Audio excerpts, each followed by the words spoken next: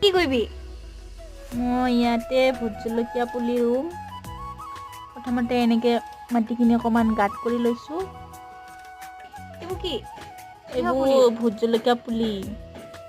এতিয়া ইয়াৰ পৰা ধুনীয়াকৈ উঠাই ইয়াতে দিম আৰু এডাল দিম। মানে এপাত যদি মৰে আৰু এপাত তেতিয়া গজিব। দুডাল দিলেহে মানে ভাল হ'ব। অকণমান জন্ম মাটিও আৰু এডাল দিছোঁ। এতিয়া ধুনীয়াকৈ এনেকৈ ৰুই দিম।